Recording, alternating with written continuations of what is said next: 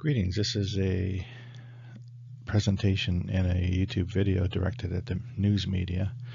It's an introduction to an atrocity against American citizens that you probably don't know anything about. Now, how could it be that the global media has never seen an atrocity of any importance that involves numbers of any significance concerning Americans? You're probably wondering that. So far, in the last 2 years, this has affected over 20,000 people, and they've been silent so far, and we'll explain that at the end of the video, because they're not highly aware that they're victims. Well, they're aware that they're victims, they're not highly aware of the numbers. So let's take a look at this process of its fiance visas. And it fails elite Americans. Elite Americans are Americans that can travel overseas. Not all Americans can travel overseas. So this insane process starts with the intellectually challenged and arrogant, incompetent, and corrupt bunch of people. They're just crazy. Department of Homeland Security / USCIS and the Department of State / NVC and U.S. consulates. So they designed and implemented a process for fiancé visas to accommodate these elite Americans who travel overseas and meet fiancés. So we know that historically the denial rate for the decade ending in 2015 was 2%. But in 2016, the Department of Homeland Security and Department of State were summoned by the U.S. Senate Committee on Immigration to explain why so many target groups are getting through the system. And target groups would be terrorists, sham marriages, human trafficking, and other types of criminals.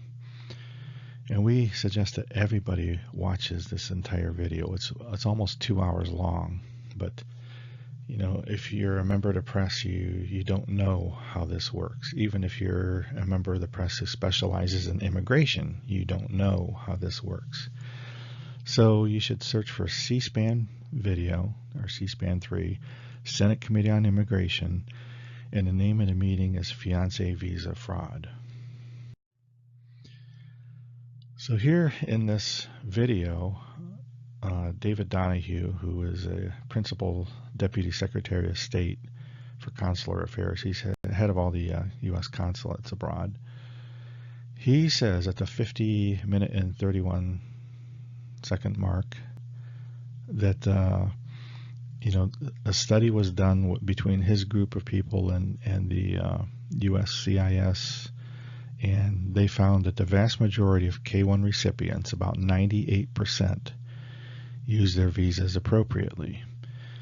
So that indicates, and also if you go up to the historical charts, looking at the Department of State, and they published these statistics, and like I said, the decade ending in 2015, it was less than 2% every year. So that's what he's talking about here, 98%.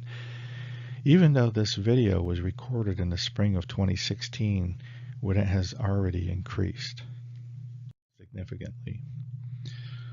So there's a few things that we want to go over in this video that point out the various target groups. So this is Senator Feinstein from California, and the first thing that she asks about is the San Bernardino attack.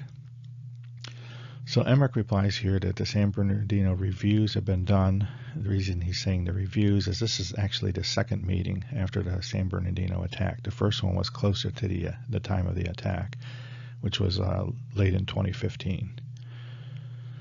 So he said that additional measures in the screening process have been identified. The forms were modified. I guess they added the question, are you a terrorist? And interviewers were trained on the changes. So that's what they did to fix the terrorist issue. The problem is, as you will see, as we will prove to you, that terrorists can still get into the country, and they probably have. They just haven't killed anyone yet. So let's take a look at this. Everything begins with this I-129F, and this is not a very recent one I have here. I should download something from 2018. But this is just, I think the first page of this form has not changed anyway. So this form is full of a bunch of fields that are entered into a database by a clerical worker at the USCIS. And the form has it's designed to, create a database full of indicators. Some of the indicators are directly on the form, but some of them have to be derived from the form based on other, a relational database that touches other things like high crime areas and stuff like that. Even something as simple as the date of birth, if you want to find out, one of the indicators is a difference in age, and that's derived from the date of birth from both parties. So the form has a bunch of indicators, but just as many indicators are derived.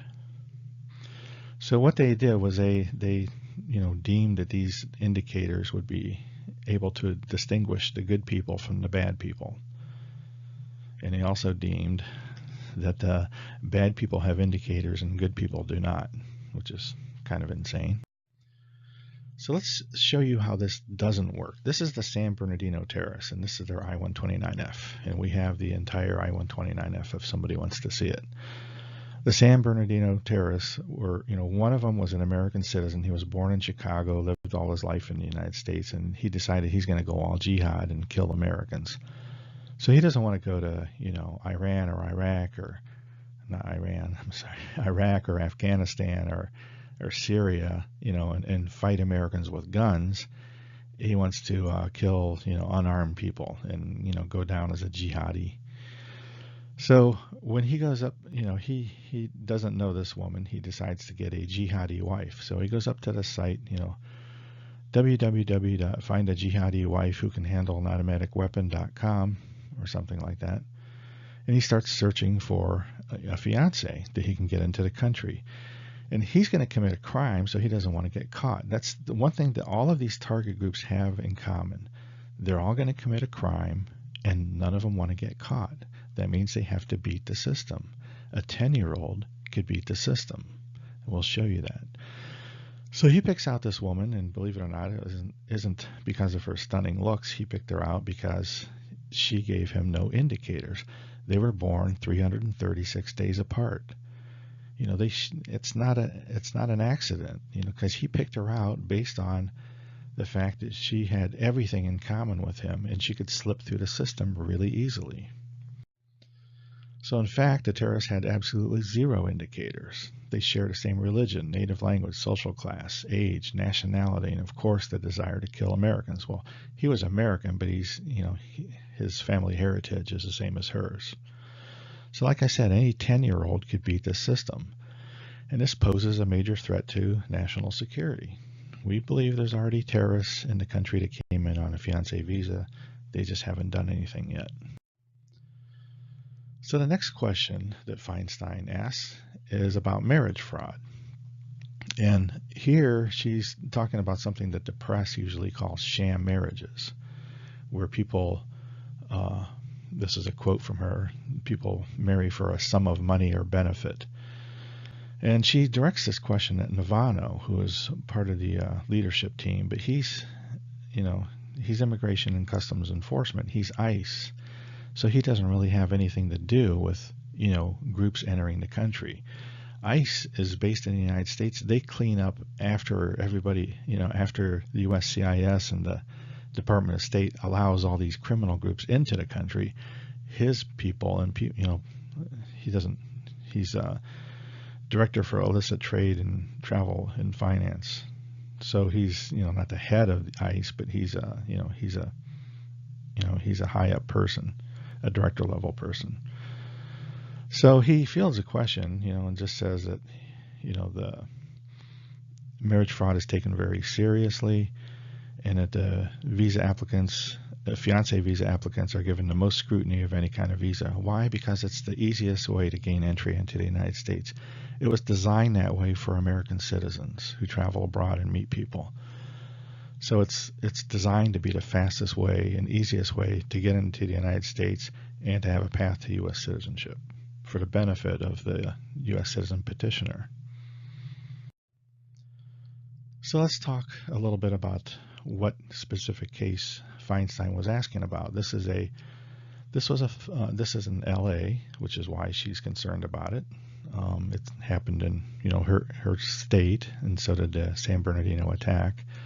So she's got 3 questions, and all 3 of them were, California-based questions.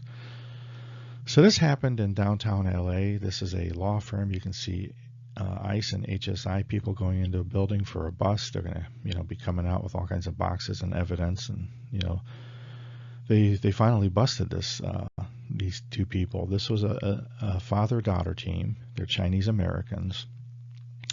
Neither one of them are lawyers, and of course there's no law firm, but they rented space in this law office building, and they put a sign on the window or the door and said, whatever immigration law firm, and nobody bothered to check. And, they started this scheme where they're going to make tons of money being, $20,000, $30,000, $40,000, up to $60,000 a pop from hooking up this couple. And what it was is they would find a U.S. citizen petitioner who was also a Chinese American. And a lot of these, all the pictures I saw were American men looking for a Chinese wife. But there were some the other way around. But what they did was, when they match up these people, they're smarter than a 10-year-old too, so they know how to beat the system. So they're going to make sure that they speak the same language, which isn't automatic in China. They're not going to hook up somebody from Guangzhou or Hong Kong with somebody from Beijing or the rest of China, because in Hong Kong and Guangzhou the prevalent language is Cantonese, and some other cities in Guangdong province way down there. And they're not going to they're even careful in the same city sometimes. I've worked in Shanghai, and when you go to lunch with somebody in Shanghai and you want to go to an older restaurant, you have to take somebody with you who can read Shanghainese, which is a dialect of Mandarin, because the written language isn't even the same. So they're really careful to to match people on language, religion. There's some religions in China. China's soon fast becoming the largest Christian country in the world. So they're matching them on age. There's no difference in age of these people. The most is 2 years. So they're matching people on age and, religion and language, and of course ethnicity and nationality. So there's no indicators at all for these people, because the father-daughter team doesn't want to go to jail. They want to keep making, $20,000 a case for the rest of their life. They're millionaires. And it took a long time for ICE to find these people, and I don't know how they found them. The only way you would find a couple like this is, somebody reports them. Somebody says, "You're married? You weren't even dating anyone last week." How did that happen? And then they call the authorities or something. That's the only way you're going to catch these people, because there is absolutely no way they're going to get caught by the system designed to catch them. So this is a little bit about, the prevalence of these sham marriages. You can see, the one on the left, almost 1,000 people. Kansas City here from, July 2017, about less than a year ago, 30 to 40 marriages. There's another one with 100 marriages, another one with 100 marriages, another one with 50 suspects. I don't know if that includes the people that, fix them up, or the couples. But it's clear that, thousands of these people get through the country every year, and there's just no way that the system can catch these people. So this is, the terrorists, there's no way they could have caught them, because they avoid indicators. Sham marriages, there's no way to catch them, because they avoid indicators. So here's the third question from Feinstein: human traffickers. So this was, a case that she's specifically asking about, with 274 cases identified by an ICE investigation, and an additional 425 people that came in, through chain migration, basically. And she asks about this, how did they get through the interview process? Emmerich replies that the interviewers are trained to look for human trafficking indicators. So, I am a federal government consultant, and I'm working with a team with other federal government consultants and PhDs. And the PhDs come from academia, and they also come from professional organizations. So that's who we are, and our experts, there's no way in Hades that our experts would take this for an answer. So this is the second sign of a smoke and mirrors show. You know, these people, they're only senators that are asking these questions, and they ask these questions, and these guys answer whatever they want, and the senators say, oh, okay, well, you know, is that the only thing you can do to prevent human trafficking? You know, they're looking for human trafficking indicators, which I don't know what that would be, you know. And here's a little bit more about human trafficking to show you the prevalence of that. This is Grace Huang on the left. We've communicated with her. She's from the Asia Pacific Institute on Gender-Based Violence. She's an advocate for human trafficking victims. She's one of the 4 director-level ladies who run this place. On the right, you can see, I don't know what this was, CNN or something, but this is an ICE report for fiscal year 2015. They arrested 1,437 individuals, and 400 human trafficking victims were identified. So we have all these groups.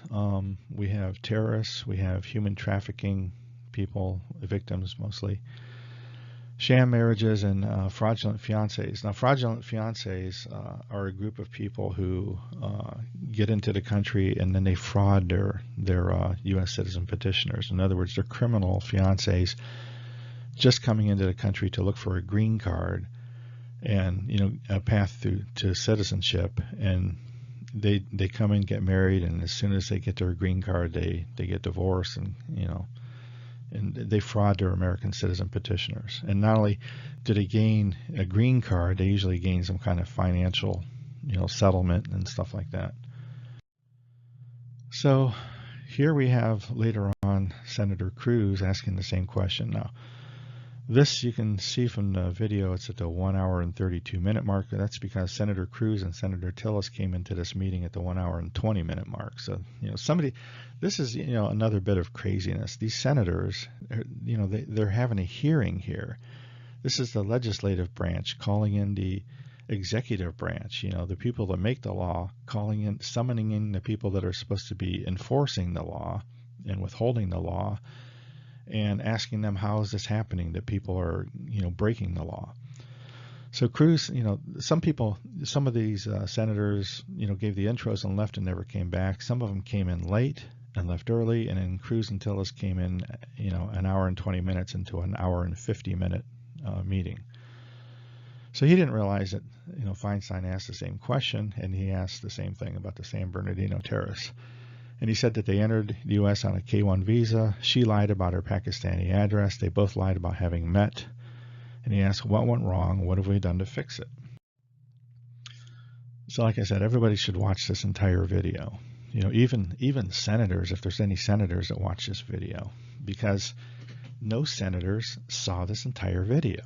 We know that. I've seen the whole video, I don't know, 6 or 8 times. And another 5 times, just, you know, not from end to end, another 5 times at, you know, 20 minutes at a time. So, and so did some of our experts. We have an expert in psychology who's watched this whole video a couple times and does the same thing, goes back and watches it, you know, just to catch specific parts. So Emmerich replied that there were no national security indicators on the I-129F. So, you know, the terrorists lied. They lied about the address. The incident was reviewed by the USCIS and more information on the form, and they conducted more training to determine credibility. And he also admitted, we do not have a robust infrastructure overseas to verify address, which is smoke and mirrors talk for. They can put down whatever foreign address they want on a form, and we would never, you know, we don't verify it. We don't have any way of looking it up. Cruz also asked if the same person used the same address again, would we catch him? And we had our experts look at the way Emmerich replied to this, you know, and they said that he wasn't showing any signs of being deceitful, but he was showing a lot of signs of being nervous and knowing that something's wrong. So he replied, it depends on whether or not there was a national security indicator on the address. In other words, if, you know, they could put on the address, you know, 1 South Pole Way, and nobody would ever know that they're actually from Pakistan or, you know, any other terrorist harboring country. So again, just based on the numbers of terrorist human trafficking, sham marriages, and fraudulent fiancés, they all share one thing in common. They don't want to get caught because they're criminals. So they look for partners that can slip through the system and not give them any indicators, which means they're going to go all the way to the interview at the U.S. consulate unless the consulate officer is able to detect that they're terrorists, which would never happen. The only way that the consulate is going to catch somebody with a low level of indicators is if, say, in the case of the people on the left of terrorists, she goes into the interview and forgets the name of her fiance. That's about the only thing that would indicate that they're not a legitimate couple. So I want to show you that the federal government is not following best practices for a federal government. And I know what that is because I'm a federal government consultant. So let's simplify things a bit. So I'm going to take all this stuff, the criteria, and I'm going to define it as everything they're using. So they have the I-129F form, database information derived from the form, like maybe the criminal location, or the address might indicate a high crime area and stuff like that. Other contents of the I-129F packet, which would be airline tickets and hotel receipts, photos of a couple together if they're legitimate and they actually met, which is a requirement for the I-129F. You have to meet in person. Background information on the U.S. citizen petitioner and a foreign fiance through security checks. Immigration officer notes. You might find a note in there where this is the USCIS immigration officer, and you might find notes that say there was a waiver, the waiver was overcome.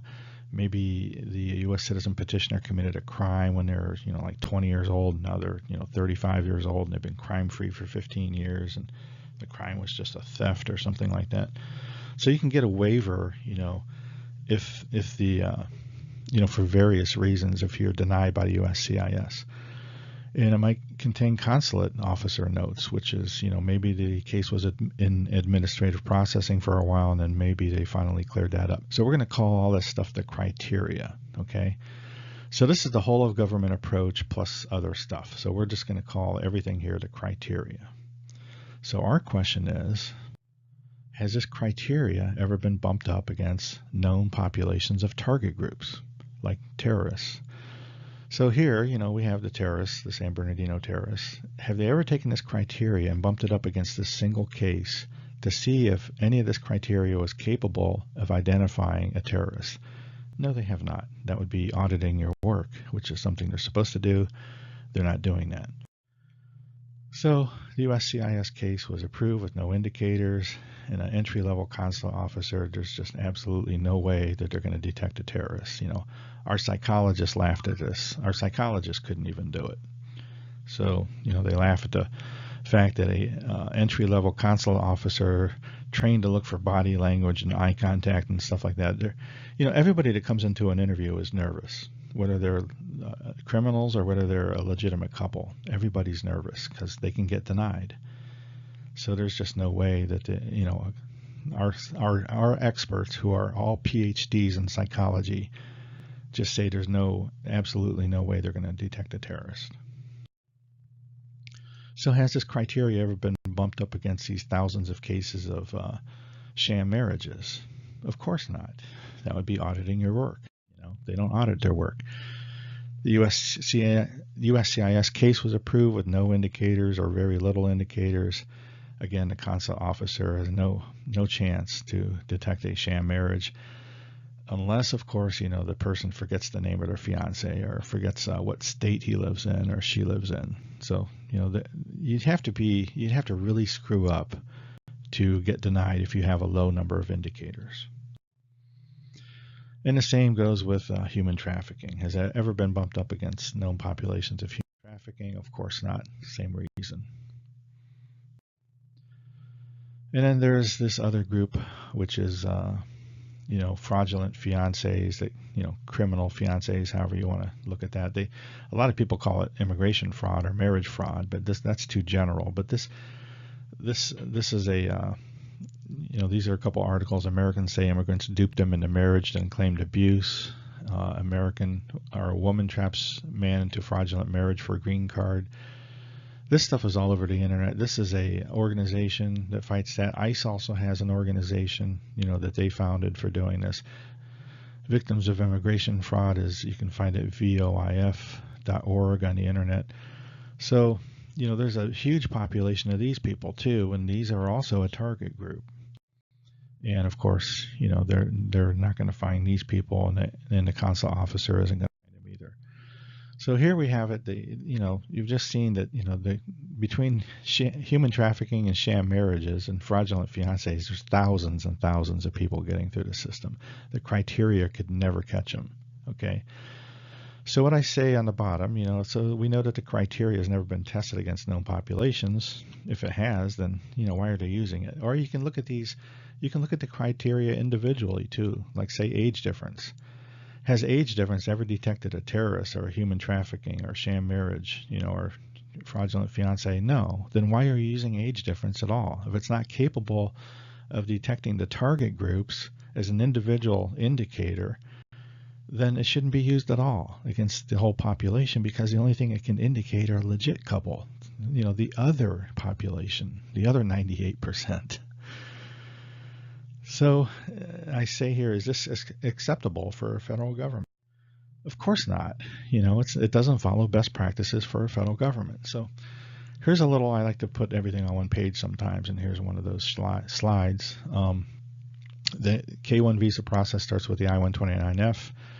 The system is designed to, when you're collecting, a population like this, whether you want to admit it or not, you're looking at a population that should, and this is a normal curve in statistics. So they're actually looking for people on the fringes of this curve, people that, don't match in some way, or their age difference is really big. The problem is that all of the criminal groups that they should be keeping out of the country know about this, and they all avoid it. They don't meet and fall in love. They look for people who don't give them any indicators, and then they marry. They don't fall in love and find out they have indicators. So we have the terrorists slipping through, the human traffickers, the sham marriages. And if you look at the normal distribution curve on the bottom, you see another curve, another curve in red. This is not a normal distribution curve. It's not normal because they avoid indicators. An entire population contains people, that have really big differences in age, and differences in religion and nationality and language and stuff like that. But the target populations here are all highly aware that they don't want to have any indicators, so they avoid them. So our people, like I said, every time we say our experts or our people, they're PhDs in statistics. They say that it's impossible to, use indicators to identify a population or a subpopulation that avoids indicators. It's just, that's not the laws of statistics. You can't do that. Statistics is a science, and, the science says you can't do that. So what we have is, most of the target groups getting through, and then, a bunch of couples being denied. And you can see the new numbers on the bottom. This is a chart. This is a spreadsheet that I made based on these numbers. We'll take a look at that later. So here's another way to graphically represent what's happening. This is a room full of people in white, people, white good, black bad, So this is a group of clergy. I don't know if they're Catholic or Orthodox or what, but the guy in the middle might be a bishop or a cardinal or something, or somebody high up. And the rest of these people are all just good people, except for maybe the guy on the left. The guy on the left is, wearing an all black outfit. He's got sandals on. He's got a hood on. He's in his right hand. He's got an AK-47 and an ISIS flag on with his left hand. So he looks kind of jihadi to us, but not to the government. The government, you can see the consular officer here taking a look at the I-129F form for this, terrorist that enters the country. We're showing a man here. Couldn't find a picture of a woman jihadi. So, the consular officer looks at this as a case with low indicators, and they ask a few questions like, In some of our longer videos, which you should, you should watch for research, and you should also research your own to verify what we say is true. Of course, you're a member of the press, you're going to do that. But some of our longer videos have a lot more information about what's asked in the interview, and some of the questions that are asked in the interview, for an approved case would be, do you know your fiance's name? Do you know what an I-129F visa is? Are you okay with getting married in a country that's not your native country, and why? 3 or 4 questions, sometimes 3 questions. And as long as they can answer stuff like that, beginning with what's the name of your fiance, they're approved. There's no way, the problem is, legitimate people, can have a low number of indicators or a high number of indicators. Criminals are always low. So that would lead you to conclude that people with high indicators are legitimate couples, and that's who we're keeping out of the country. So there's just no way that a consulate officer, based on the way that they're trained, and they're entry-level people, the consulate officers enter the federal government as a job grade 5 or 5 to 7. They can only go up to a grade 9. 5 through 7 is entry level. Federal job grades 3 and 4 are not even full time. They're like the interns that come in from colleges that come into your senator's office in the summertime. So these are clerical workers here, and they're trained to do what they're trained to do. They're trained to say low number of indicators. If you can answer some basic questions, you're passed. If you have a high number of indicators, we have to deny 1 in 6 cases now. That's the new denial rate. So 1 in 6 are going to get denied. So we're going to take a look at that denial rate here. Like I said earlier, for the decade ending in 2015, the denial rate was 2%. Now it's 17%. It's 1 in 6. And you can see the chart on the right is a screen print from the Department of State. And you can find that I put underneath my spreadsheet is that the link to the Department of State, travel.state.gov.content, or you can just go up and say Department of State, search, you can go search for Department of State, NIV workload, which is non-immigrant visa workload, FY 2016, and you can find this very chart. It'll take you right to that page. And I made a spreadsheet because they don't give you the important numbers. So the total workload was 60,895 cases, refused 22,491, overcome was 12,364. Now what overcome means is through a waiver at the USCIS, it was denied, but it was overcome, like through a waiver with the USCIS, or it was an administrative processing and something got cleared up. Not overcome, over 10,000 Americans, 10,128 American citizen petitioners and their fiancés. So this affects 20,000 people. So, like I said, the Department of Homeland Security and Department of State raised the quota to 17% in 2016, resulting in 1 in 6 fiancé cases being denied annually. So here we have, this is crazy. This is the, one thing that's just really, really crazy. The way these people look at it, this is the leadership team. The people on the 4 people on the left are, with the Department of Homeland Security and Department of State. The guy on the right is Department of Homeland Security, but he's ICE. So he doesn't have anything to do with this process of allowing people into the country. He arrests people afterwards. So the way these guys look at it is they're denying 100% of all the target groups. In other words, they're 1 in 6. You can see the pie chart here. This dark blue piece of the pie is 1/6 of the pie chart. And they're denying 100% of all the target groups, and they're approving 100% of all the legitimate couples. That's the way they look at it. They pat themselves on the back and say, we're doing a great job. Let's give ourselves double our salary and bonus. So that's the way they're looking at it, because they're arrogant and they're incompetent and they're corrupt, and that's the way they look at it. They ignore all these thousands of people that slip through the system. So, here's our next slide. Here's ICE, the way they look at it. No, you're not. ICE is still cleaning up after you idiots, because you let everybody into the country and we have to find them afterwards. ICE should replace, I think, ICE should be the biggest federal government body that there is. They just need more people. I mean, I personally don't think that they're capturing 10% of the sham marriages. How would they? They catch them after the fact somehow. And it's not an investigation that they catch him. What somebody has to say something like, how did this guy get married when he wasn't even dating anyone? They usually, these sham marriage couples, they kind of lay low. After they get married, they move into a new neighborhood and they start a family. But, it's an illegal marriage. So this is, the pie chart on the right is the way these idiots look at this. And I say idiots because how else do you describe this? We just saw thousands of cases of people getting through, and they're assuming that everything is, 1 in 6, they're capturing all the bad people, and the other 5 out of 6 are all legitimate couples. So this is what's actually happening. The pie chart, I did this in 2 pie charts instead of 1. The one on the left is all the, approved cases. The one on the right is denied cases. So in approved cases, we have target groups that are getting through. How many target groups? All of them. How do you catch them? They're not catching anybody. They're not catching any of these sham marriages.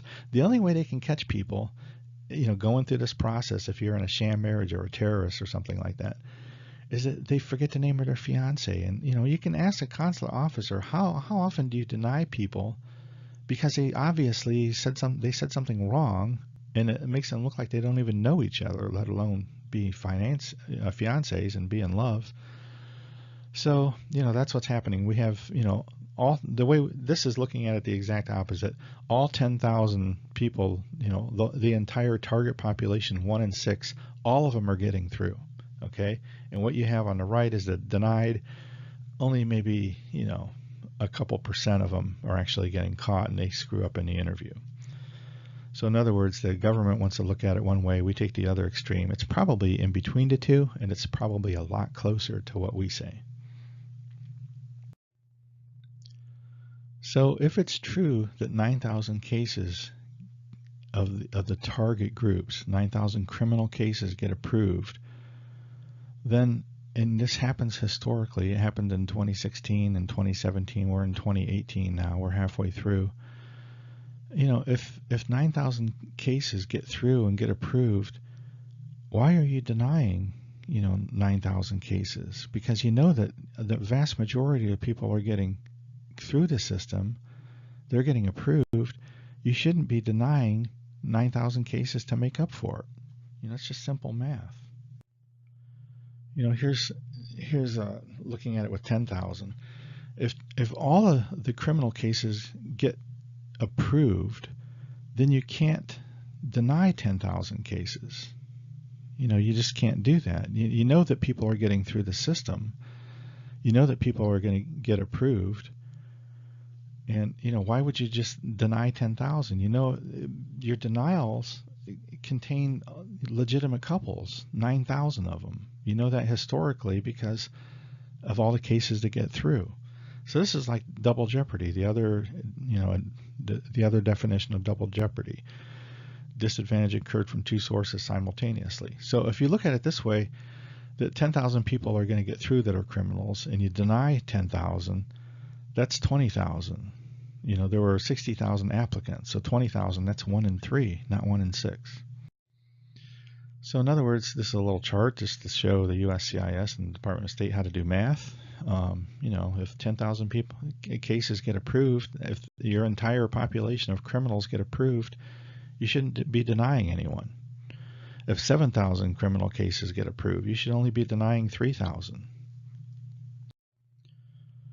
So, until proven otherwise, we're just going to go with this. This is what's happening there. And until proven otherwise by audits that follow best practices in science, which is something that's not being done today. So we're just going to go with this. 9,000 criminals get through the system. They're still denying 10,000 cases every year, and that's a bad thing. So, the government is ignoring, the science of statistics because, like I said, our experts say that it's impossible. You can see on the lower left here, using indicators, it's impossible to find a target subpopulation that avoids indicators. Just can't be done. there's got to be some other way to find them. You can't use that law of statistics. You can't use any statistics. Statistics is a science, and they're not adhering to the laws of science.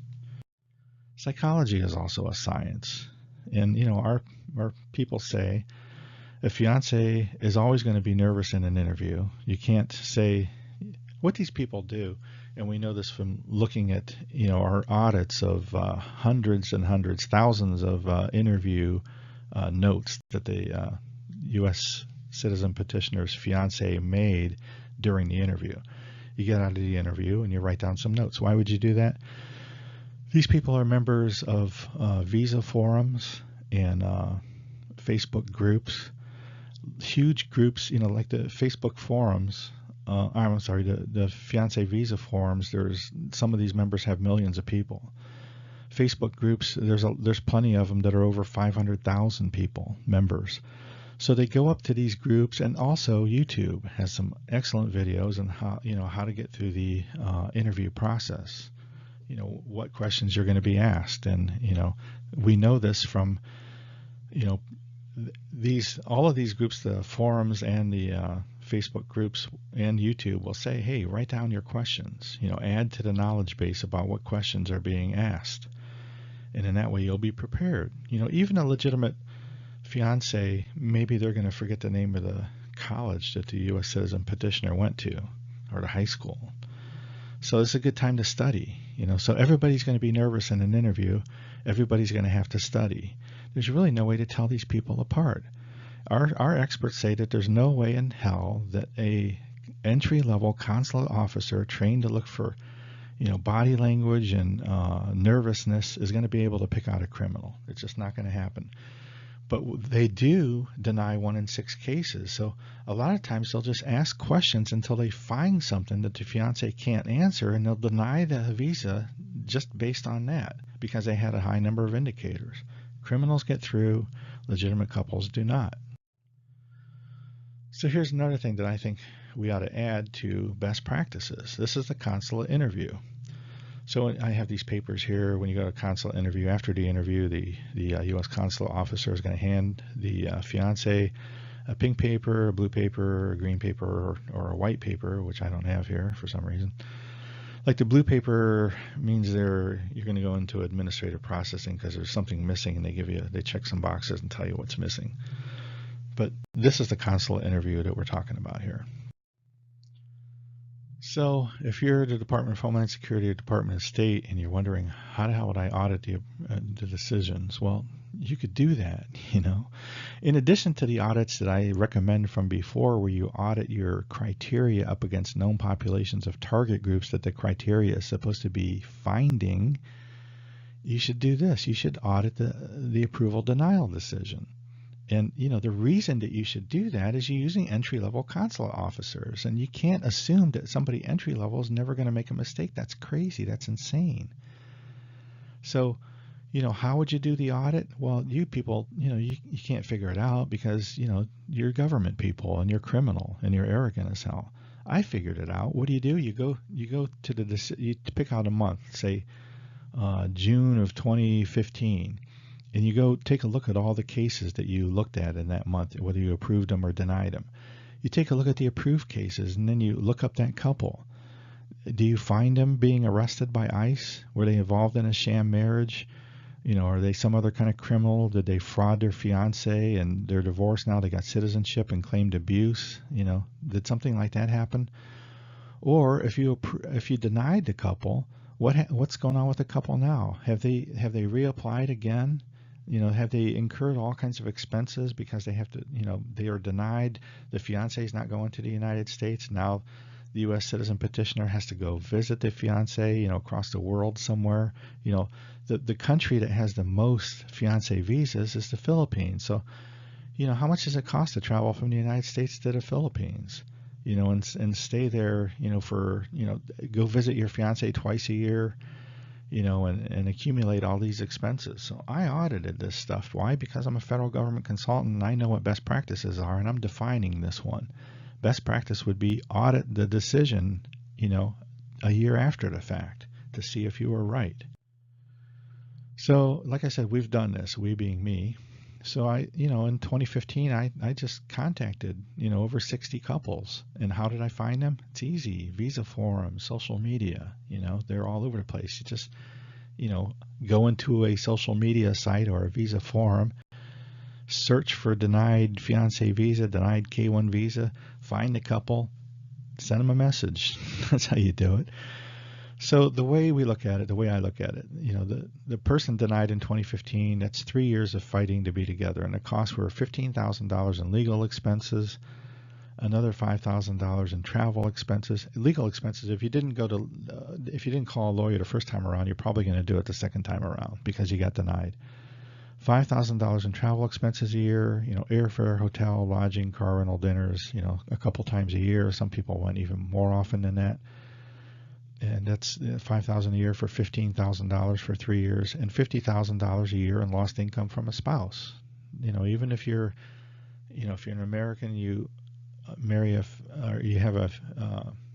you marry a Filipina lady, she can get a job making $50,000 a year. If you work in a restaurant, you're going to make a lot more than that. So that's $150,000 in lost wages. So that's $180,000 a couple. So that amounts to $72 million for the people from 2015. I also did an audit of 2016, or I'm still doing it because I'm still calling people. And that is over $1 billion, $1 billion. Why such a big increase? Because you went from 500 denials, at 2% in 2015 to 1 in 6, 17%, 10,000 denials. Okay, you went from 500 to 10,000. So it comes out to over $1 billion. So this is what happens when you have intellectually challenged politicians who can't do math. They can't say, well, gee, how many people got arrested this year by ICE? 5,000, and we denied 10,000, but the 5,000 got through. They're not included in the denial figure. They're not following best practices. They're not following science. And they devastated the lives of a bunch of people. That's just craziness. And, it's time to pay. It's time to say, let's investigate some of these people.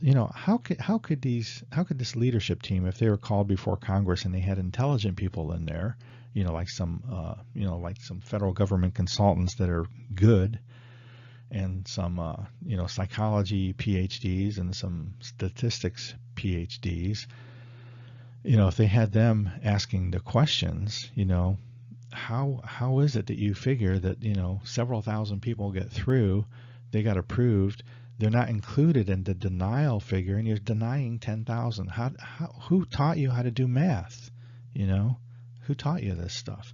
How would they answer that question in front of Congress, in front of the Senate Committee on Immigration, or the Senate Oversight Committee, or the House Committee on Immigration, or a joint session of Congress? How would they answer questions like that? The reason that the senators didn't ask questions like that, they're senators. They're not that smart. So I wanted to add this page because the 2017 figures came out, I think, on June the 5th, something like that, first time I saw them. So, in 2017, the volume went down a lot. You had 60,895 applicants in 2016, almost 61,000. That went down to 55,000 in 2017. And, the people that weren't able to overcome a denial, 8,300 denied visas. And the reason I say 20,000 altogether, you had 10,000 from 2016, 8,300 from 2017, and we're halfway through 2018, so you're over 20,000. So now it's, it went from 1 in 6 cases to 1 in 6.6. So, they got a little bit better, but, it's still basically the same. 1 in 6 cases, 1 in 6.6.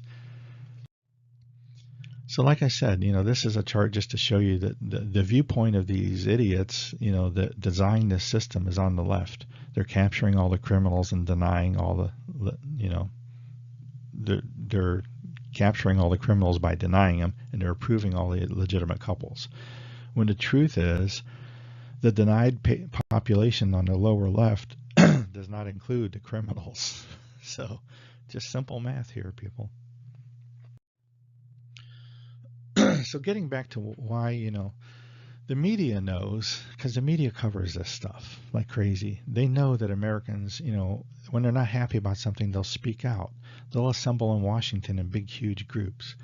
So, all I did here was say March on Washington, and I looked for images. And you have the March for Our Lives on the upper left. You have women marching on Washington for women's rights. You have lesbian gay rights. You have scientists marching on Washington. I still have that open, and I got to read about that. I wonder, I would be mad if I was a scientist if the government didn't consider science in any of their decision making, but I don't think that's what this is for. And lower right is civil rights. So people, Americans are not afraid to march on Washington. So you might wonder, why are these 20,000 people not marching on Washington? That would be as a big a group as any of the ones you see here, 20,000 people. So here's the reason. First of all, for the decade ending in 2015, there was a very, very small denial rate of 2%. So couples who have been denied a case, back in that decade, were likely to just blame themselves and say, how did we get denied? What did my fiance do wrong? It must have been something that, he or she did wrong.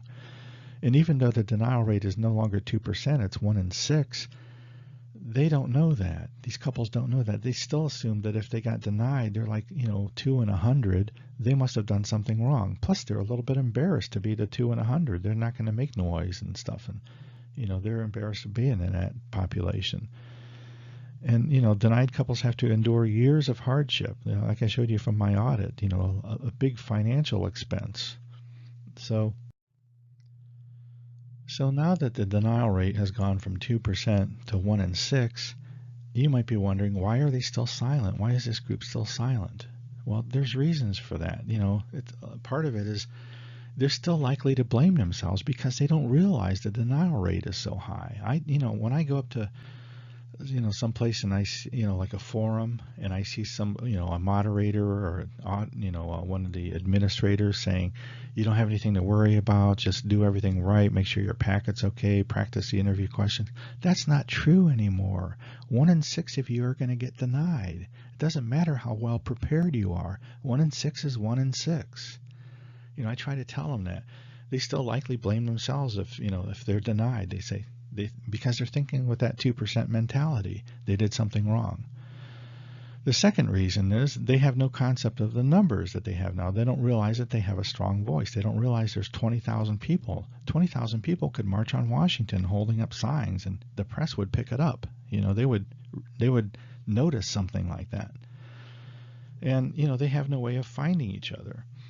So, and we have a feeling that, some of these, like some countries have a higher than 1 in 6 denial rate. We think the Philippines has lower than 1 in 6. And the Philippines, if you look at the numbers on the Philippines, it's like 10 times the number of fiance visas than China,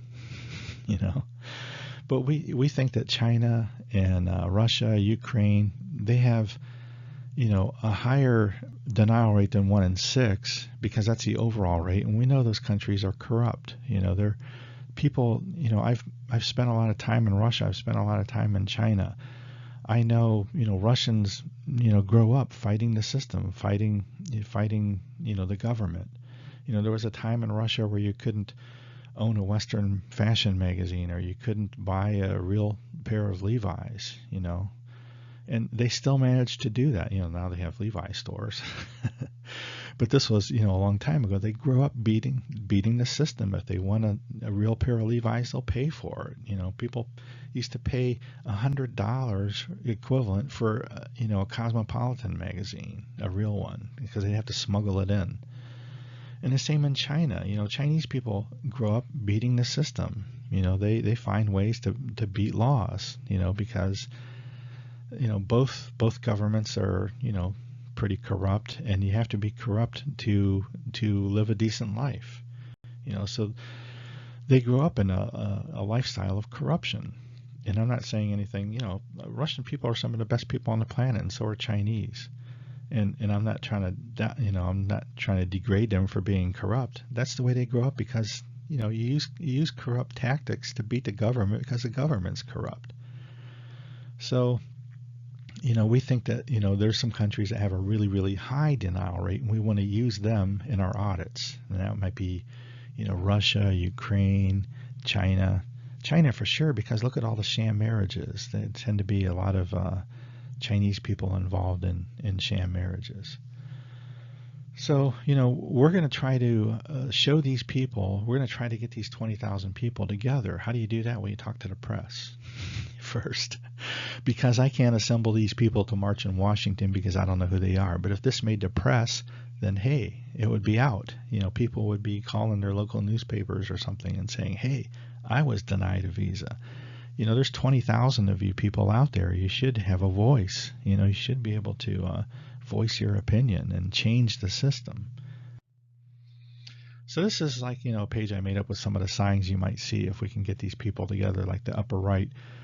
How about we ship your wife and kids abroad for 5 years? That's what you're doing to us. You're keeping legitimate couples together.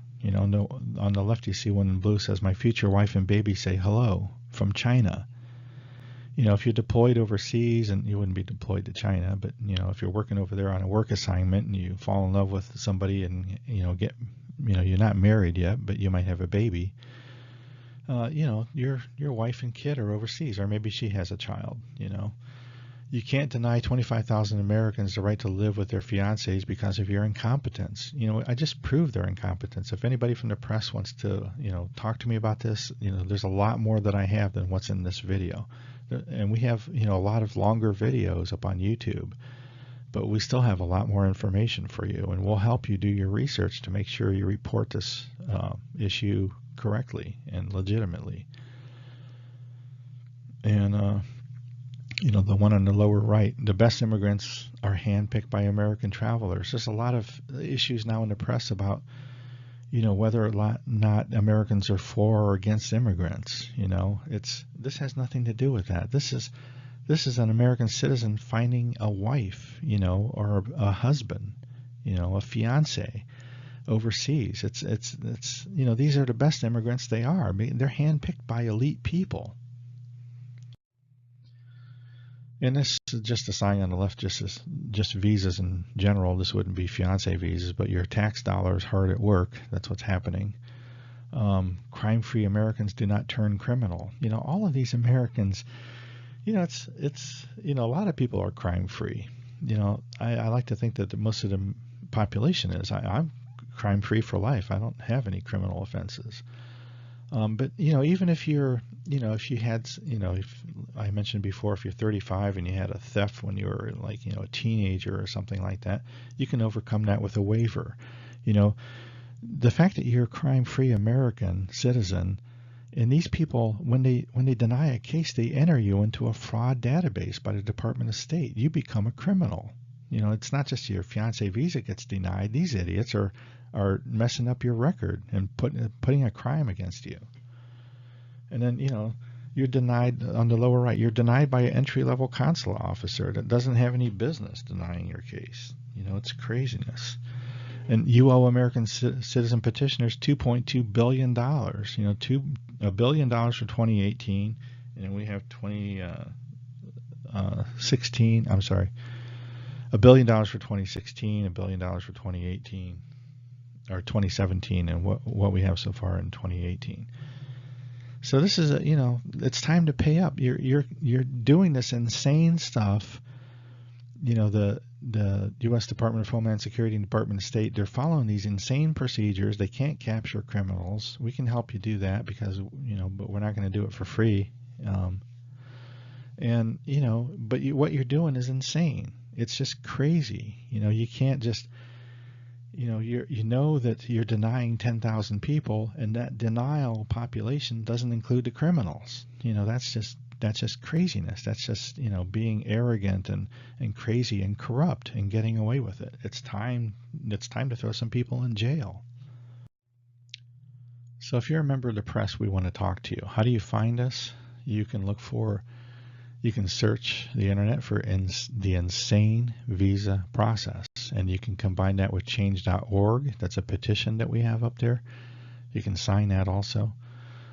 You can look for the same thing on Facebook. Our Facebook group is called the Insane Visa Process. Or you can look us up on YouTube. The Insane Visa Process is the name of our YouTube channel, and there's a lot of videos up there with the same topic.